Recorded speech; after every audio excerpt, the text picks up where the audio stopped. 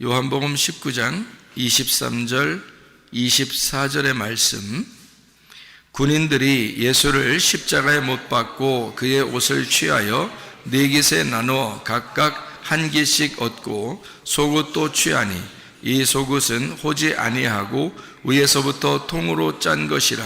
군인들이 서로 말하되 이것을 찢지 말고 누가 얻나 제비 뽑자 하니, 이는 성경에 그들이 내 옷을 나누고 내 옷을 제비 뽑나이다 한 것을 응하게 하려 함이로라. 군인들은 이런 일을 하고,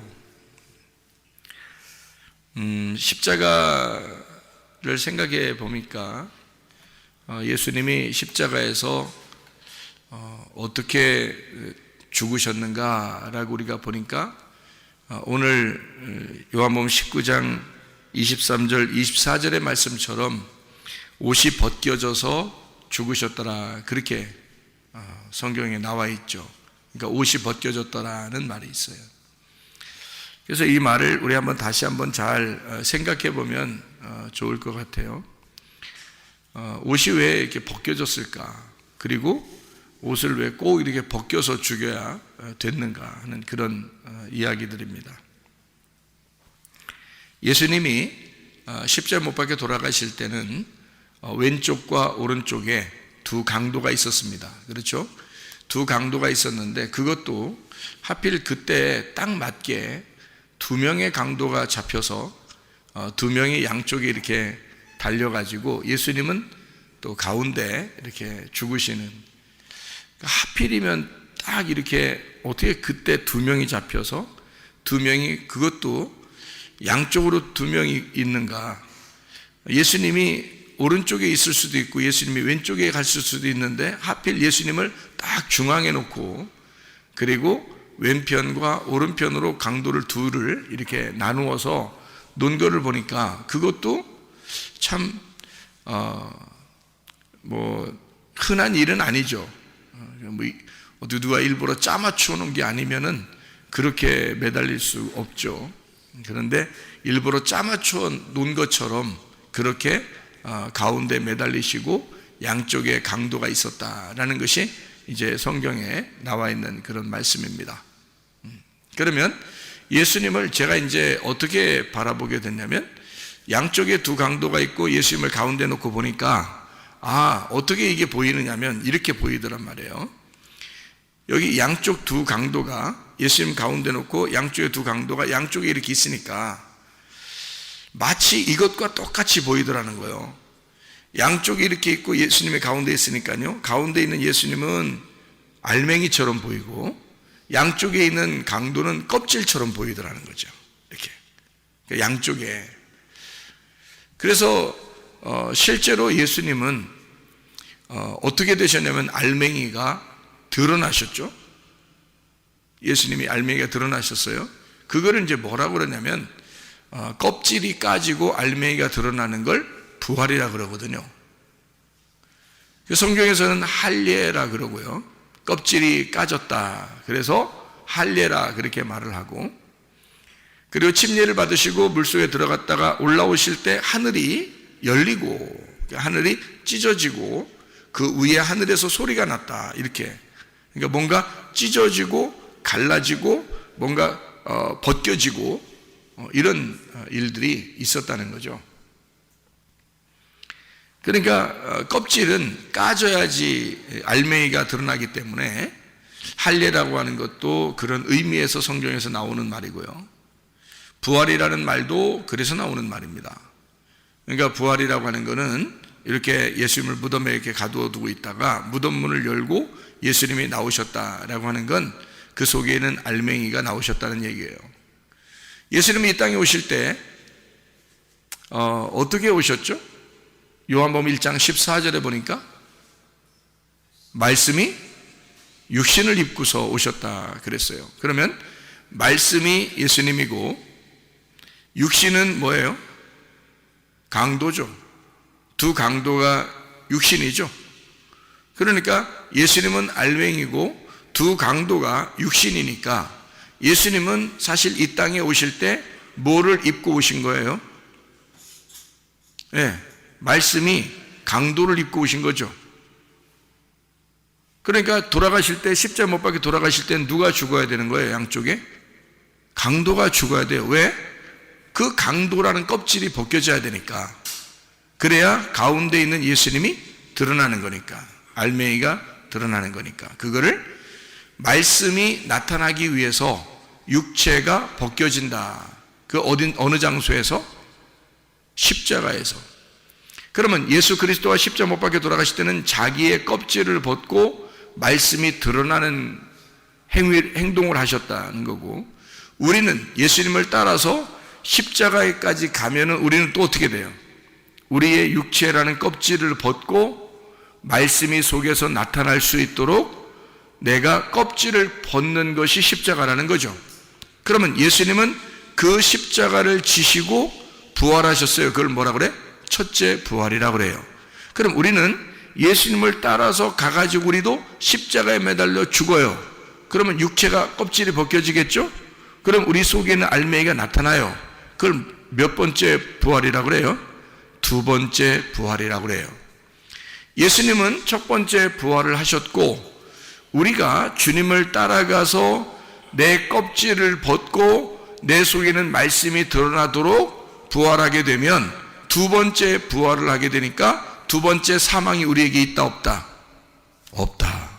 그래서 성경에는 둘째 사망이 너희를 주관하지 못할 것이다 이렇게 한 거죠. 그러면 둘째 사망이 우리를 주관하지 못하니까 당연히 어떻게 되겠어요?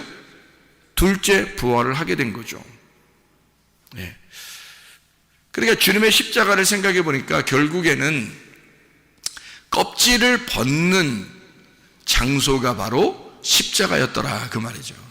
껍질을 벗는 장소가. 자, 예수님이 이 땅에 오실 때 뭐를 입고 오셨다고요? 육체를 입고 오셨다고, 껍질을 입고 오셨다고. 그래서 십자가는 어떤 장소라고? 그 껍질을, 그 육체를 벗는 장소라고. 그렇죠? 그게 죽음이라는 거예요.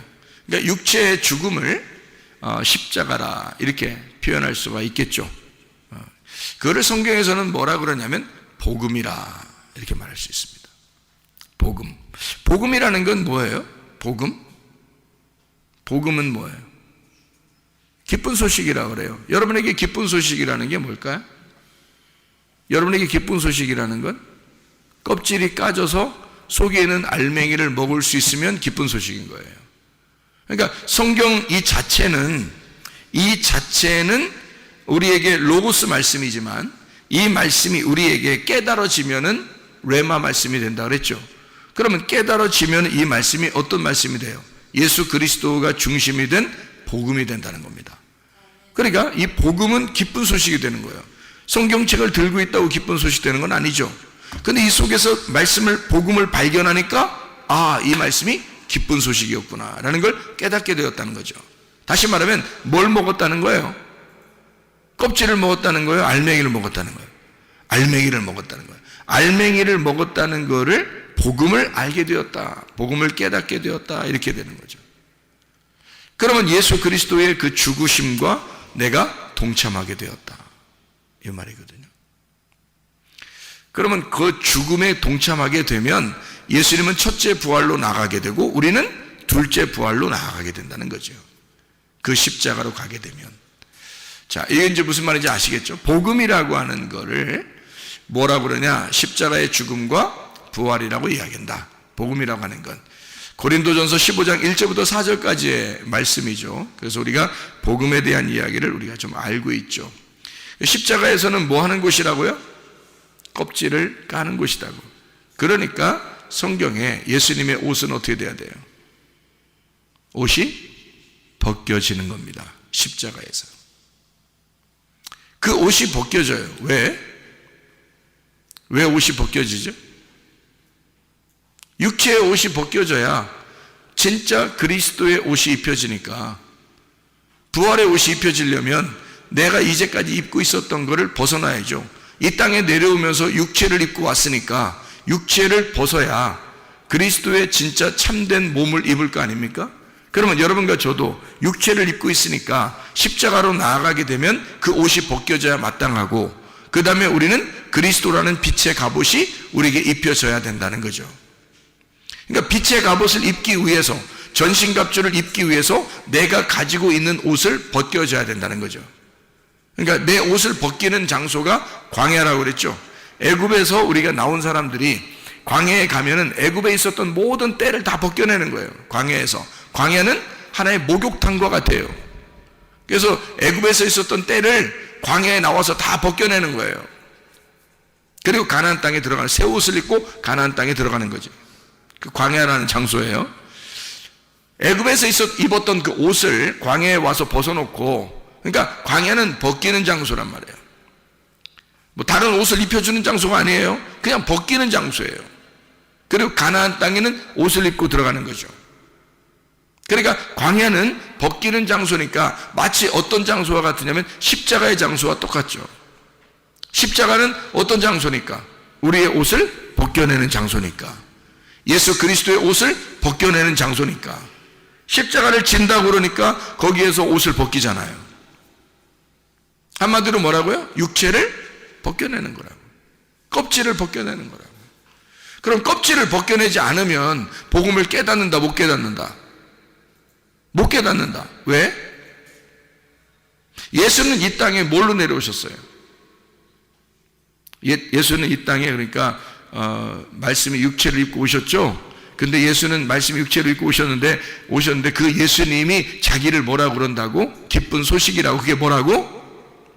복음이라고. 그러면 예수 그리스도가 이 땅에 오신 것을 복음이라 그래.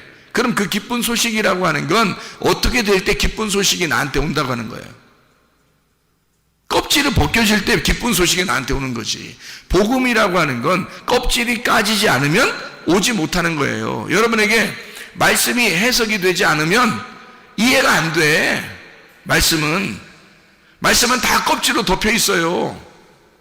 로고스 말씀으로 다 덮여 있기 때문에 이 껍질이 벗겨져야지만 속에 뢰마를 발견한다니까요. 그러니까 여러분을 껍질을 벗겨주는 거, 이걸 설교라고 그래. 껍질을 벗겨줘서 알맹이를 먹게 해. 그걸 복음이라 그러는 거예요. 그걸 깨닫게 해주는 거죠. 그러면 껍질이 안 벗겨지면 복음을 못 먹겠네. 그죠? 껍질이 안 벗겨지면 복음을 못 먹겠네. 맞죠? 그러니까 예수님은 십자가에서 옷이 벗겨져야 돼, 안 벗겨져야 돼? 벗겨져야 돼. 왜? 알몸이 드러나야 되니까. 이 세상에서 입었던 옷이 벗겨져야 하니까. 그래야 예수 그리스도의 알몸이 드러나니까. 다시 말하면 말씀이라는 그 복음이 이 땅에 내려올 때는 육체를 입고 있었단 말이에요. 그 육체를 입고 있었던 걸 벗겨내야 그 속에 있는 알맹이를 발견할 수가 있는 거잖아.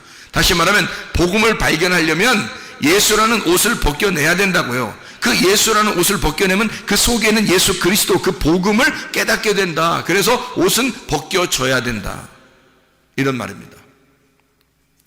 자, 왜 벗겨졌을까요? 왜 벗겨졌을까? 옷이 왜 벗겨졌지? 예수님의 옷이 왜 벗겨졌죠? 우리에게 말씀을 깨닫게 하려고. 그럼 옷이 벗겨져야 말씀을 깨달을 수 있으니까. 그러니까 옷이 벗겨져야 마땅한 거라겠죠? 그러면 예수님의 옷이 그렇게 벗겨지면서 수치를 당한 것은 누구 때문에? 우리 때문에.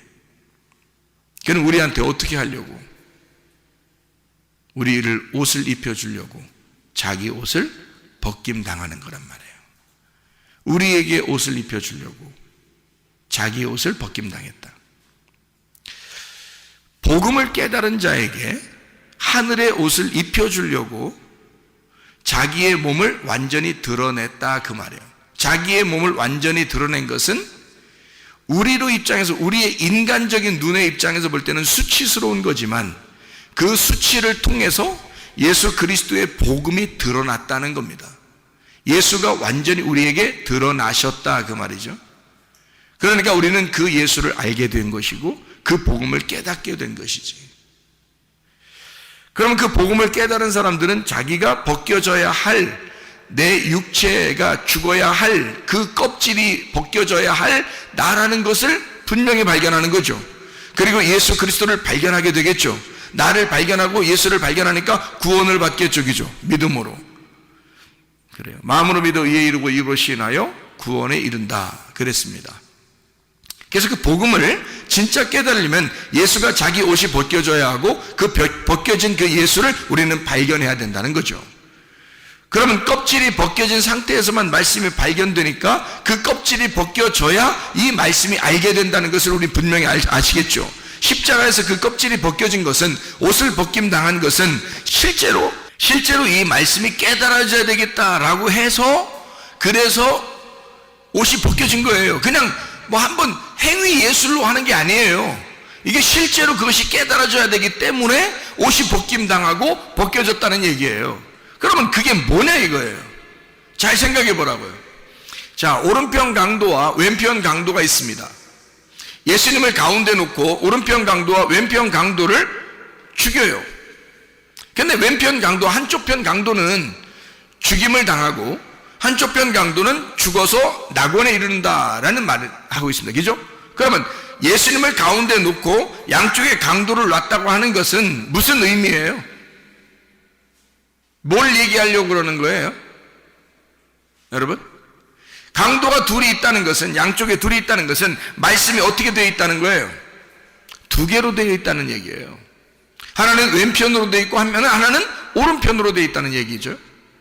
그러면 왼편과 오른편이라는 이 로고스 말씀, 이 말씀을 우리가 보게 되면, 이건 율법이요 선악과 같은 이런 말씀을 보게 되면 말이에요, 이 말씀을 있는 그대로 겉으로 이렇게 보게 되면 껍질과 같은 이 강도 두 개가 나온다는 거죠. 하나는 왼편 강도, 하나는 오른편 강도가 나와요. 그러니까 나를 발견하는 겁니다. 성경책은 나를 발견하게 되는 거죠. 그래서 이 양쪽 편의 이 강도를 통해서 껍질을 알게 되는 거예요. 그럼 이 사람들이 강도가 뭐 하던 사람들일까? 여러분 생각할 때 강도 그러면 강도 사람 죽이던 거 그래요? 그렇게 행동하던 사람들을 얘기하는 거예요. 아, 우리는 사람을 살인하고 미워하고 사람을 죽이는 사람들이니까 우리는 강도야. 그러니까 예수님은 우리들을 위해서 오신 거야. 이런 거예요? 왜 강도라고 일부러 강도라는 말을 여기다 썼을까요? 생각해 보세요. 자, 거짓말쟁이를 잡아다가 죽였다고 할 수도 있고요. 사기치는 놈을 갖다가 잡아다가 양쪽에 매달아 죽였다고 할 수도 있는 거고요. 욕심을 내고 도둑놈을 갖다가 이렇게 양쪽에다가 이렇게 잡아놓고 죽였다고 할 수도 있는데, 강도를 갖다가 양쪽에다 잡아서 죽였다. 뭐 하는 사람이에요? 강도는 뭐 하는 사람이에요? 사람을 죽이고 뺏는 자죠. 사람을 죽이고 뺏는 자예요. 그걸 강도라고 그런다. 그러면 사람을 죽이고 뺏는 사람이 있었어요. 사도행전에 누굴까요? 사도 바울입니다. 사도 바울이 바울 되기 전에 스데반을 갖다가 죽이던 사람이에요. 그리고 열심히 또 특심해가지고 대제사장에게 공문을 받아서 제자들을 또 죽이러 나가던 사람이거든요. 그 사람이 그냥 사람 죽이는 게 재밌어서 돌아다닌 거예요? 아니면은 예배 드리려고 했던 거예요? 예배 드리려고 했던 거예요. 요한복음 16장 2절의 말씀해 보니까 예수님이 제자들한테 뭐라고 얘기하냐면요, 앞으로 자기들이 하나님을 섬긴다고 하는 사람들이 너희를 잡아서 옥에 가두고 너희를 죽이려고 할 것이다. 하나님을 섬긴다는 사람들이 그렇게 하게 될 것이다 라고 얘기하거든요.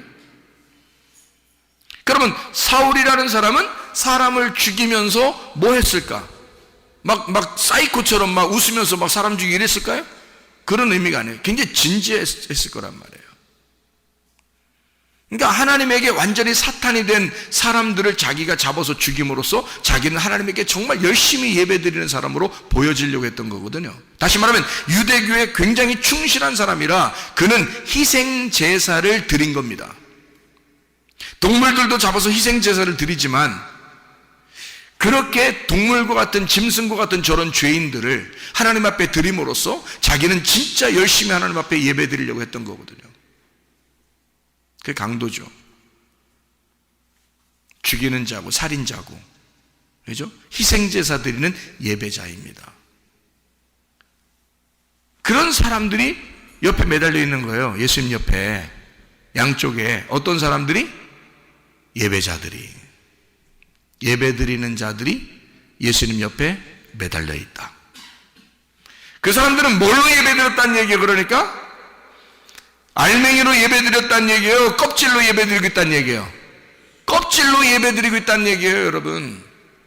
여러분이 진짜 예수를 만나고자 한다면 여러분 옷이 벗겨져야 합니다. 여러분 진짜 예수를 만나고자 하면 말씀의 뜻이 깨달아져야 합니다. 말씀에서 여러분의 껍질이 벗겨져야, 육체가 벗겨져야 속에 있는 복음이 깨닫게 되고 알맹이를 알게 되거든요. 진짜 알맹이를 먹을 수 있어야, 그래야 진짜 예배를 드리는 사람이 되는 거거든요. 껍질로 예배 드리는 사람들을 성경에서는 강도다.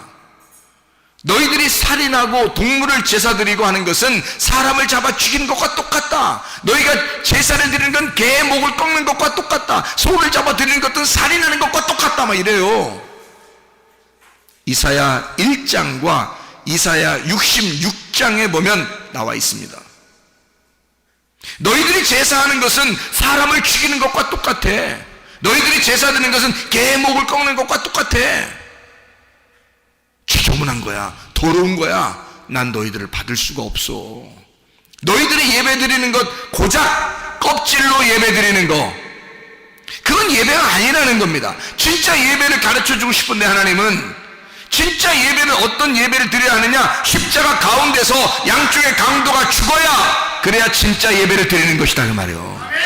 가운데 십자가 예수가 죽을 때 자기의 옷이 벗겨져야 진짜 복음이 나타난다, 그 말입니다. 진짜 복음, 예수 그리스도라는 그 알맹이를 깨달을 때 그게 진짜 예배라는 거예요. 그래서 요한복음 4장 23, 24절의 말씀해 보니까 사마리아 여자에게 예수님이 뭐라고 말하냐면, 예배를 드릴 때 어떻게 드리는 거냐? 영과 진리로 예배를 드릴 때가 오나니 곧 이때라. 이렇게 영과 진리 안에서 예배를 드리는 자를 하나님이 찾으셔서 예배한다는 거예요. 그러니까 우리는, 사람들은, 보통 육체를 가진 사람들은 어떻게 하냐면 하나님을 섬긴다고 말합니다. 그런데 하나님은 우리에게 섬김을 받으려고 하는 것이 아니라 하나님이 우리를 섬기신다고 말하는 거예요.